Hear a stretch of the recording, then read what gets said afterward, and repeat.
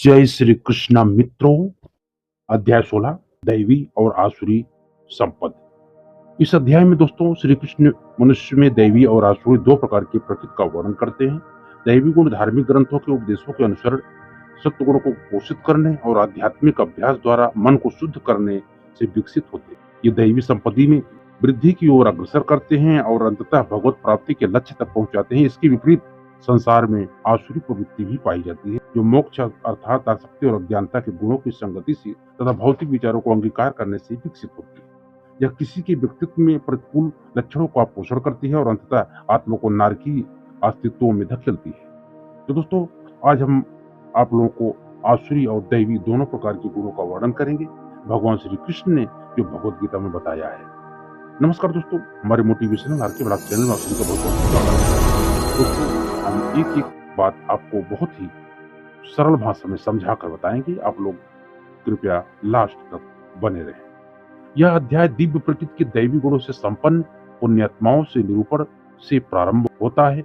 आगे इसमें आसुरी गुणों का वर्णन किया गया है। इसका अति सतर्कता के साथ त्याग करना चाहिए, क्योंकि यह आगे आत्मा को पुनः अज्ञानता और संसार अर्थात जीवन और मृत्यु के चक्र की ओर खींचते हैं।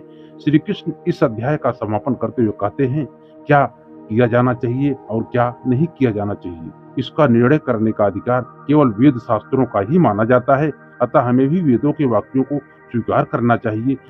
हमें इन वैदिक शास्त्रों के विधि निषेधों को समझना चाहिए और तदनुसार इस संसार में अपने कार्यों का निष्पादन और दायित्वों का निर्वाह करना चाहिए। तो हम शुरू करने जा रहे हैं। आप लोग चैनल में जो नए हैं चैनल को सब्सक्राइब करके बेल आइकन को प्रेस कर दें और कमेंट में जय श्री कृष्णा जरूर लिखें।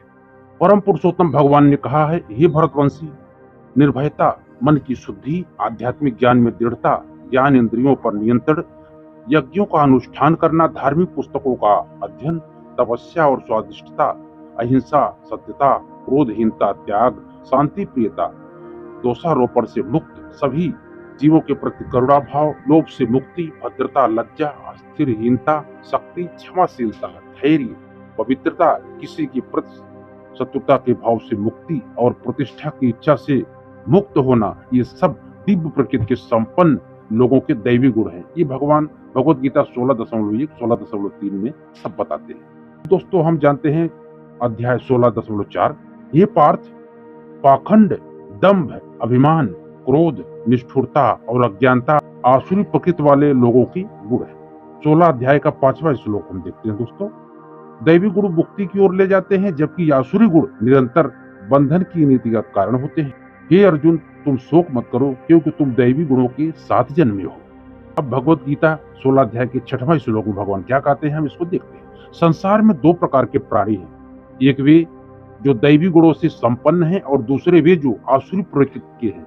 मैं दैवी गुणों को विस्तार से वर्णन कर चुका हूँ, अब तुम मुझसे आसुरी स्वभाव वाले लोगों के संबंध में सुनो। वे जो आसुरी गुणों से युक्त होते हैं वे यह समझ नहीं पाते कि उचित और अनुचित कर्म क्या है, इसीलिए उनमें न तो पवित्रता, न ही सदाचारता और न ही सत्यता पाई जाती है। ये भगवत गीता के 16 अध्याय में 7वां श्लोक में भगवान बताते हैं। अब 8वां देखते हैं दोस्तों। वे कहते हैं संसार परम सत्य से रहित और आधारहीन है तथा यह भगवान रहित है, जो इसका सृष्टा और नियामक है। यह दो विपरीत लिंगों से उत्पन्न होता है और कामेच्छा के अतिरिक्त इसका कोई अन्य कारण नहीं है। भगवत गीता अध्याय 16 का 9वां श्लोक। ऐसे विचारों पर स्थिर रहते हुए पथ भ्रष्ट आत्माएं अल्प बुद्धि और क्रूर कुत्तियों के साथ संसार के शत्रु के रूप में जन्म लेती हैं और इसके विनाश का जोखिम बनती है। भगवान गीता के 16 अध्याय के 10वां श्लोक में क्या बोलते हैं, अतृप्त काम वासना पाखंड से पूर्ण और अभिमान में डूबे हुए आसुरी प्रवृत्ति वाले मनुष्य अपने झूठे सिद्धांतों से चिपके रहते हैं। इस प्रकार से वे भ्रमित होकर अशुभ संकल्प के साथ काम करते हैं। वे ऐसे अंतहीन चिंताओं से पीड़ित रहते हैं जो मृत्यु होने पर समाप्त होती हैं। फिर भी वे पूर्ण रूप से आश्वस्त रहते हैं कि कामनाओं की तृप्ति और धन संपत्ति का संचय ही जीवन का परम लक्ष्य है। भगवत गीता 16.12 में क्या होता है दोस्तों, सैकड़ों कामनाओं के बंधनों में पड़कर काम वासना और क्रोध से प्रेरित होकर वे अवैध ढंग से धन संग्रह करने में जुटे रहते हैं। यह सभी इंद्रिय तृप्ति के लिए ही करते हैं। भगवत गीता के 16.13 16.15 ये दोनों बहुत ही महत्वपूर्ण है दोस्तों, इसको हम बताने जा रहे हैं। आसुरी व्यक्ति सोचता है मैंने आज इतनी संपत्ति प्राप्त कर ली है और मैं इससे अपनी कामनाओं की पूर्ति कर सकूंगा। यह सब मेरी है और कल मेरे पास इससे भी अधिक धन होगा। मैंने अपने उस शत्रु का नाश कर दिया है और मैं अन्य शत्रुओं का भी विनाश करूंगा। मैं स्वयं भगवान के समान हूँ, मैं भोक्ता हूँ, मैं शक्तिशाली हूँ, मैं सुखी हूँ, मैं धनाढ्य हूँ और मेरे सगे संबंधी भी कुलीन वर्ग से हैं। मेरे बराबर कौन है?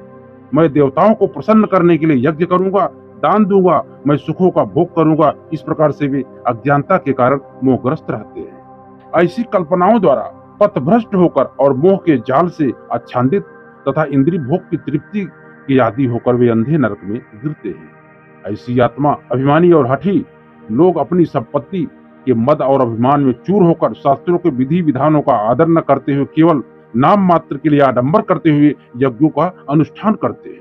अध्याय 16 के 18 श्लोक में क्या बोलते हैं भगवान? अहंकार, शक्ति, दंभ, कामना और क्रोध से अंधे मनुष्य अपने शरीर के भीतर अन्य लोगों के शरीरों के भीतर मेरी उपस्थिति की निंदा करते हैं। भगवद गीता 16:19, 16:20 में क्या बोलते हैं भगवान? मानव जाति के नीच, दुष्ट और इन निर्दयी और घृणित व्यक्तियों को मैं निरंतर भौतिक संसार के जीवन मृत्यु के चक्र में समान आसुरी प्रकृति के गर्भों में डालता हूँ। ज्ञानी आत्माएं बार बार आसुरी प्रकृति के ग्रंथों में जन्म लेती हैं। मुझ तक पहुंचने में असफल होने के कारण हे अर्जुन, वे शनै शनै अति अधम जीवन प्राप्त करते हैं।